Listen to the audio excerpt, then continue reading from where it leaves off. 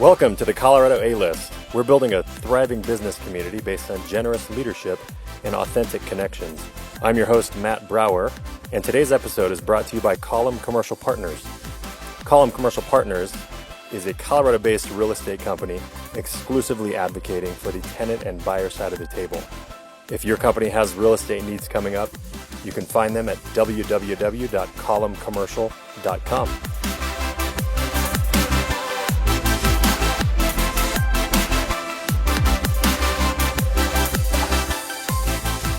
Hello, welcome to the Colorado A-List podcast. This is your host, Matt Brower. And today's guest is someone who I'm very excited about, is being very disruptive in the finance and technology sector. He's a thought leader in the cryptocurrency and blockchain space.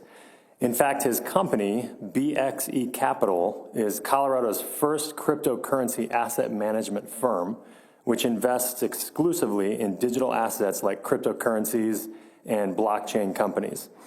He believes blockchain technologies are going to fundamentally change nearly every major market in the world. It's his company's mission to deploy capital into transformative digital assets while generating significant returns for their investors. Welcome to the show, Josh Finkleman. Matt, thanks for having me today. I appreciate it. Yeah, I appreciate you taking the time. I'm excited to learn more about what you do and what makes you tick and all that great stuff. So just for my personal, sake, and I'm sure a lot of our listeners, can you just give a quick? I think most people have some familiarity with cryptocurrency and kind of what that is. What I'm less clear on is how blockchain works, the whole blockchain technology. I know that goes beyond cryptocurrency. Can you give a high-level description of what that is, just to start us out? Sure. Yeah, no, that's a good question. So blockchain technology, this is just real high-level basic, it's a distributed digital ledger that is immutable and transparent, right? That lives on the internet, and it's the solution that it solved is something very simple in the sense of it solved the double spend problem, right? Where you say I have a digital token and that token has value and I can send you that token. Well, what's to say I don't send somebody else the same token, right? The double spend. And so blockchain technology with cryptography solved that problem in an eloquent way, right? Where you have that technology essentially, allows you to remove trusted third-party intermediaries and replace that with cryptography and math. And so that can be applied across really just about any vertical out there, because if you think about all the businesses in the world, well, all of them, for the most part, have a trusted third-party intermediary between them, right? Like a title company in a real estate transaction, for instance. Okay. Correct. Yeah. Exactly. So this technology, if you just want to pull back and look at broad strokes, what it does is it allows you to program incentives to remove trusted intermediaries. Okay, and so think about like banking. If you've used Venmo to send money, well, there's an intermediary, right? You have banks and you have Venmo in between that transaction. Well, this technology can be leveraged, for instance, to remove those intermediaries, speed up transactions, lower the friction and the fees and what have you. So that's just very high level. Okay. How you can leverage blockchain technology and what it is. Okay, and did I hear you right, or maybe I made up, it sounded like cryptocurrency was invented before a blockchain technology was invented? So Satoshi Nakamoto, he, she, them, no one really knows, in 2009 came out with the Bitcoin white paper. And in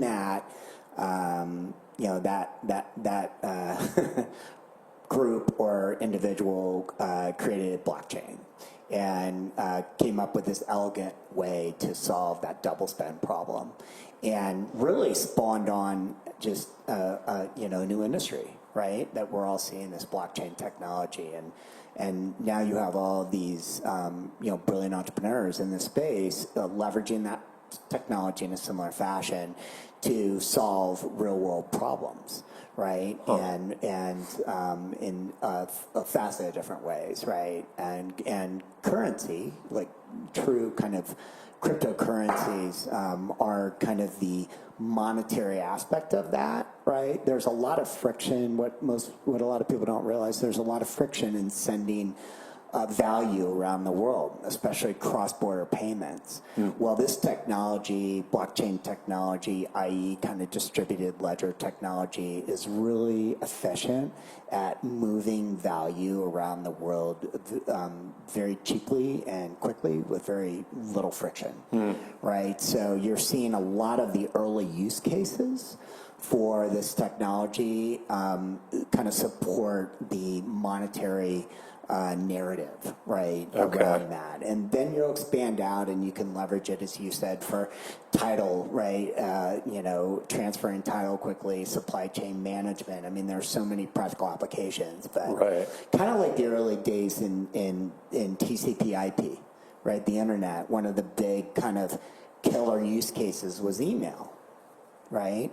Well, one of the big killer use cases early on of blockchain technology is what I call, MOIP, which is money over internet, being able to send money through the internet very efficiently and quickly. Right? And so that's a very big narrative in this space, and will continue to be so. Okay. And just in my world, I attend a lot of industry-specific events, thought leadership events, and just about every single one during a Q&A period, or if the leader or speaker is talking about the future of whatever industry they're in, blockchain seems to always come up as a something that will be disruptive and very influential in the future of whatever it is. So it's pretty cool to learn more about it. Yeah, I mean, everyone in those groups that really understand the potential, like this technology is going to be as instrumental and as pervasive as TCP/IP was for the internet. Right. Okay. I mean, it's a game changer. What's TCP/IP? So it's the acronym internet for? protocol. Okay. That was the underpinnings of how the internet works. Right. Okay. I knew that. I just was for the sake of the listeners. No, just yeah. I had no clue what that meant. No. Sure. And so I equate blockchain technology with something as much of a game changer that's going to kind of proliferate into our society and change the way we all operate. But it's really early days, right? Yeah. So this is just the very beginning. And it's kind of like, when you, in the early 90s with the internet, right? Where you pulled your phone jack out of the wall and plugged it into a modem, and it was clunky and it took a long time. Yeah. Right? And I think a lot of us couldn't have foreseen, fast forward some, 30 years later, like, wow, like, Amazon.com and Netflix and streaming videos to your home and carrying around a supercomputer in your phone, right? And I think we're in the very early days of blockchain technology, and I think 30 years from now, that technology is going to be pervasive, and it's going to be, utilized in ways that we really can't even foresee today, right? Yeah. Right, and it's going to disrupt, right, all those intermediaries around the world in so many different kind of interesting ways. Yeah. Wow. That reminded me of a conversation I was having last night with a good friend, and she just said, "I just want to point out the fact right now that my watch is talking to your car." Our voices are being transferred through her watch and my car. Well, I'm like, and if you think about it, like, so you've probably heard of like IoT, Internet right? of Things. Yeah, Internet of Things, Yeah. right? Where you're going to have, billions of autonomous devices, right? Self-driving cars, i.e. Yeah. And they all need to communicate and share data and pay for services between themselves. So this technology is going to be really instrumental in that, you Right. know. But again, it's very, very early days. Yeah. So there's, you know, enormous opportunity here in this space, and one of the reasons why I'm in it and pioneering. Yeah. So let's, perfect segue into kind of Yeah. my next question is, let's go back a few years whenever you got started on this particular journey. Tell us more about your background, how Sure. you, how this became a passion of yours, and how you decided to kind of take it on. Sure. So my background was kind of in accounting and finance and financial services, and and running companies, launching companies. In 2000, I kind of launched the first company I had. But prior to launching the fund, I was fortunate enough to run a credit card payments company in town. And so I became kind of a fintech, you know, expert, if you will, in payments and banking and in, you know, kind of all the ancillary fintech businesses that kind of support that space. And I was, you know, and I was very fortunate because I got to really understand how the existing payments infrastructure works. And most people think that that's an efficient, you know, infrastructure, and it's actually not. that technology is like, you know, 50 years old. Wow. And you know, when you use your credit card, albeit, you know, on the surface you use that and you say, oh wow, that went through quickly, and you know, if you, for the most part, if you're doing domestic payments using your credit card in the United States, you know, works fairly well. Now, if you take that credit card and you go to Europe or Africa or what have you, that's where cross-border payments and you see, you know, issues happen, right? Yeah. Sometimes it works, it doesn't. You have cross-border fees, what have you. So, and what most people don't realize is there are a lot of institutions that facilitate that credit card transaction, right? So when you, say, go to Starbucks to buy your latte, right, that payment is facilitated through a lot of different groups, right? A lot of different intermediaries. Right. You know, you've got a card issuing bank, you've got an acquiring bank, you've got a processor, Right. the card brands, right? Visa, MasterCard, Discover, typically an ISO, and they all help facilitate that payment, and they slow down that transaction, and they all take a cut, a transaction fee for that, right? Oh, yeah. So that's, on the surface, it appears very efficient to us, but it's actually very slow, and it's actually expensive, and there's a lot of friction, right? So it sounds like there's so many layers where intermediaries currently, where everyone has to earn something to That's operate their correct. business. Okay. So using blockchain technology, right, you can remove those intermediaries, and you can speed up that transaction. You can reduce the fee structure dramatically and reduce the friction.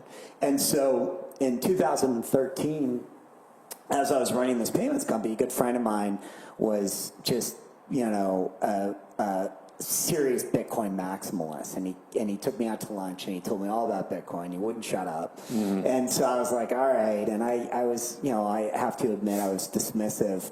I had heard, I'm like, wasn't that kind of like fake internet money? And and so I, you know, he made me promise him I'd you know, research it. So I did, and I very quickly connected the dots, and I was like, oh my goodness, this is going to completely change the payment space. And then you pull back, and I'm like, wait a second, this is going to change banking, stock exchanges, you know, title industry, the supply chain management. Yeah. And I thought, wow, like the practical applications of this technology are just, you know, are tremendous. Right. And so that was my aha moment. Right, and then I've been really obsessed, you know, ever since, and learning about it. And then fast forward, you know, a couple years after that, I ended up leaving that company.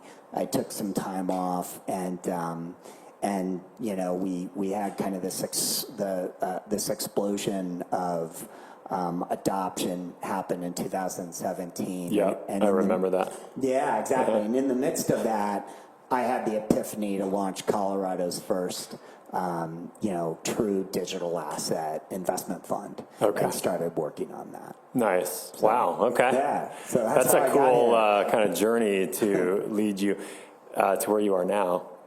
And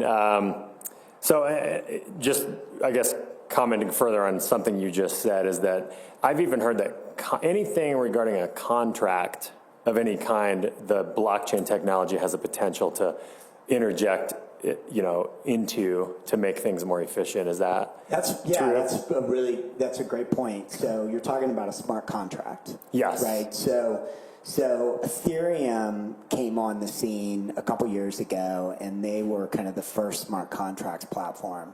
And essentially, you have a way to programmatically design a digital contract where if, say, ABC happens, right, then CDE automatically happens. That contract is executed, right? And so we research and kind of like the estimated value of smart contracts worldwide is about $2 quadrillion. So it's a big opportunity, and I do believe that's part of that disintermediation that's going to happen, right? So if you think about it, right now, who do you use to design and write up a contract? An attorney. An attorney, Right. You're millions of attorneys around the world. Well, what if a group would make a very simple to use smart contract where you could write up your own contract and put it in a blockchain and it'll auto execute, and you can remove, you can disintermediate attorneys. Now, I'm not saying, for all the attorneys out there, I'm just, this is a practical application. Right. Yeah. And I'm just giving you an example of what, how that technology can be used. But I think it's going to be really, really big, obviously. Well, that's very interesting. And, where my mind goes with regard to that is there's always disruption in every industry. And we can choose to embrace it or we can choose to resist it. I think sometimes it doesn't work well. I think over time, technology tends to have a positive impact overall in just about anything it touches, but, not to... So I can comment on that. Yeah, so we've seen, over the past 30 or 40 years, right? Like, we've seen these technological ways of innovation come about, right? Like computers. And then we saw, right, the internet boom kind of in the 90s. And these quantum leaps in technology, they happen ever so often, right? And they have to be demonstrably better than the established order of things, right? And typically as well, viral in nature, right? So the internet was open source. It was open, and those networks like that are really viral. They're very contagion, right? They spread quickly. And so this technology is of that magnitude, right? It's just really just software. And the interesting thing and what I think we're going to see is, the computer revolution, that took a long time to come about, as did the internet, because you had to build out the infrastructure for that, right? And that took time. You had to lay fiber optic cables, figure out how to put satellites up in the air, right? Create cell phone networks, create a miniature computer that we all carry around in our pockets. With blockchain technology, it's, for the most part, it's just software. That's it. Wow. So much more scalable and viral. It's a much faster, more scalable, and very viral technology that, think about just the magnitude of having a technology that can be used to disintermediate a lot of things in the world and make our lives easier and faster and make things cheaper, right? And so that is going to be tremendously viral, and that is building up momentum and speed, albeit, you have these market cycles, right? And we're in kind of this 13 to 14 month kind of bear market cycle. But that people I think are way too focused on the price, right, of the market cap in this space, and what they should be looking at, what's the infrastructure that's being built out to scale this up, right, globally, and that infrastructure is on fire. Yeah. I mean, there are a tremendous amount of capital flowing into this space, tremendous amount of talented people coming into this space and building. And, and there's always a delayed effect in that, right? That those talented people, that capital coming into a space, they're building now, and that takes time. And, right. But, I'm convinced a few years from now, you're going to start to see those products come to fruition, get out into mainstream, start mainstream adoption and growth, and then you're really going to see, the industry accelerate. Okay. Wow. Well, that's you kind of answered the next question that I had. Is being a leader in this space, thought leader. Is there anything that you want to kind of communicate? What I just heard is don't focus on the wrong thing, which is the current value of crypto or whatever.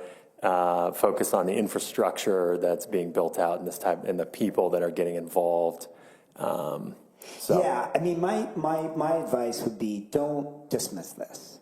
Yeah. That would be a mistake. Okay. You really should, it would be the equivalent of dismissing the internet and saying, well, mail works, right? Yeah. I can put a letter There's in the no way mailbox. faxing is going away. Yeah, exactly. Or my beeper works, right? Yeah. Why use cell phones? Like that would be a demonstrable mistake, Right. Yeah. in judgment. So, I would tell people, do your own research, like dig in, start getting involved in the local community, learn about it and understand it, and I guarantee you'll have an aha moment where you'll understand the magnitude, and that's why every day there are more and more believers that are coming into this space and building. Yeah. And so get involved. It's really you're at the very beginning of a massive wave of innovation that's going to sweep the world. Are there any communities here in Colorado that are active, well attended, that you would encourage people to go get involved in? Yeah, there's a really robust community in Colorado, in Denver. We were just, Ala and I were just at the Capitol in a kind of a blockchain.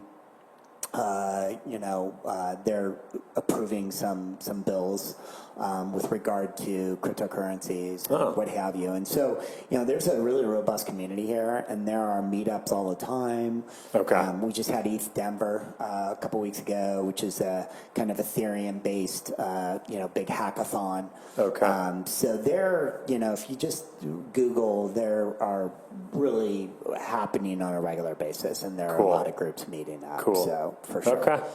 So I want to shift gears a little bit and talk more about the fact that you are an entrepreneur, but specifically a very disruptive entrepreneur. Can you, any advice? Can you give us any advice for our listeners that are thinking of having some sort of disruptive impact in whatever it is they are up to? Any industry that they might work in. What advice would you give to somebody that's looking to start something that is potentially disruptive in their industry? Yeah, I think it sounds so trivial, but just follow your heart and passion. Like, that's the biggest advice. And for years, I didn't listen to that. I didn't do that. I went where I thought, well, there would be, a good, there would be work for me, right? Yeah, and I could support myself and my family. Right. Instead of that's important. It is, right? Yeah, and I think we in the people in the United States, we get kind of caught up in that American dream, right, and chasing after, financial security, and I really, it took me a long time to realize, just do what you're really passionate about, and you'll be good at it, and you'll end up probably being a leader, and you'll end up probably having financial success, right? And like, this, to me, this is not work. I love this. Like, wow. I would do this. Like, I to various people, I'll send out like kind of texts or emails at 3 a.m. because I wake up and I'll look at Twitter and, and read, because it's just where my interests lie. Right. I mean, I would do this anyways. So then it your life takes on a whole different meaning, and it's fun. Right, and you're excited to wake up, and you're charged all the time, and you're passionate, and so that, to me, is really what life's about, and that's what I would tell other entrepreneurs to do, whatever that passion is, right? Okay. To pursue it and follow it, and then you won't work a day in your life. That's cool. Yeah. So, and you touched on one a little bit. You didn't always approach life that way. Are there any other mistakes that or decisions you made that you would have made differently throughout your journey that you want to touch on? Yeah, I mean, too many to count.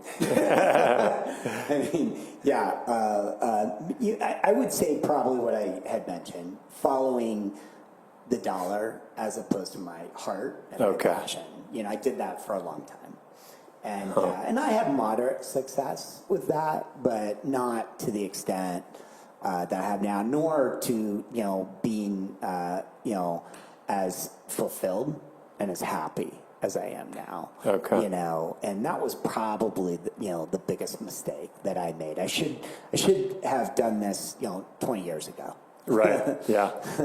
Found something that you're passionate. Yeah, found something. Just follow my heart. Or chase your passion and follow your heart. Exactly. Yeah. Whatever they were 20 some years ago. I mean, right now it's cryptocurrency and blockchain technology, what have you. But that's probably the biggest mistake. Okay. So, what's your long-term vision for yourself or for BXE Capital? Where are you in 10 years from now, when potentially this technology has been embraced by all? And the vision that you have is achieved. What does that look like? Yeah. So for me right now, a lot of it's around educating people on the merits of the technology and how big and universal this technology is going to be, and then helping people achieve their financial goals based off of that, right? And helping the ecosystem grow. So we have the opportunity, we're fortunate enough that we can invest in projects, blockchain projects that we feel are going to be instrumental and impactful, and infrastructure for building this out, legitimizing the space, and helping to foster global adoption of the technology. So I want to help that. I want to help that happen, right, over the course of the next decade or two, and really be on the front lines and watch this kind of seminal moment, play out, right? Right. So I think. And along the way, there are different methodologies that I could deploy to do that. Right now we're a token fund. We invest in the digital tokens themselves, but we could, maybe at some point launch a venture capital fund to do more traditional kind of early stage equity deals in blockchain companies and what have you. So there's a lot of ways that you can add value in this space, which we're always kind of thinking about. Okay. So, and actually that reminded me, you and I originally met because you were educating a group of people, me being one of them, on all of this. Yeah. And so I imagine you're always open to, if any of our listeners are aware of an event, and their audience might be more interested in learning about this. Are you looking for opportunities like that? Yeah, always. Okay. I mean, I travel around and speak at different events and conferences and what have you. So, do podcasts and what have you. So anything that I can do to help educate people I'm all about. So Great. happy to talk to anybody or speak to any groups out there. What's the best way folks can reach you? Yeah, I would say, just send an email to ir@bxecapital.com. That's kind of a general solicitation email address where people can reach out to us. You can go to our website as well, bxecapital.com. And there's, some resources, some good information, as well as there's a resources page where we have put out different types of resources for just learning about the technology, right? And what have you. That's a good starting point for folks. Great. Okay. And just to wrap this up, we like to throw out a few rapid fire questions so we can get to know more about you personally. Okay. So starting us off, who is your hero? I'd say Elon Musk. Nice. Yeah. He's tremendous. I mean, he's fearless and I think has followed his passion, his dreams, right? And he's really changing the world. And so, I have a tremendous amount of admiration for him. Great. Favorite news sources? This is funny, Twitter.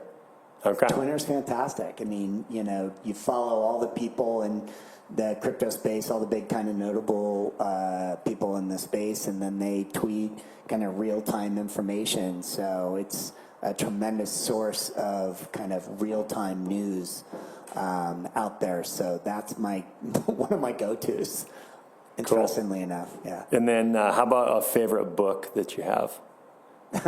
So Richard Branson is also kind of a hero of mine. So he wrote a kind of autobiography called Losing My Virginity years ago, and it's a great read. It's kind of fascinating. Cool. I've not heard about that. I'll have to check that out. Yeah, I'm a huge fan of him. It's a great, colorful, roller coaster ride. So I suggest, you read that. That or Shoe Dog. This is the Nike, right? Phil Knight, his kind of autobiography. Yeah. That was a great book as well. Cool. Yeah. Do you have a favorite quote? I do. So Winston Churchill once said, "Those who forget the lessons of history are doomed to repeat the tragedies of the past." Ooh. And that's true. That is very true. Kind of words I live by. Yes. So that's my favorite quote. Cool. And then how about a favorite technology that you use? Blockchain. That was an easy one, right? Yeah. And then last question, what's your favorite way to unwind? Probably trail running. Huh. Yeah, getting outside and, doing some trail running. It's nice to clear my thoughts. Cool. So. That's great. Well, that wraps us. Very much appreciate you being here. Great. Thanks, Matt. And again, this is the Colorado A-List podcast. We have a vision of creating a thriving business community based on generous leadership and authentic connections. Thank you very much for your generous leadership today. Appreciate it. Thanks for having me.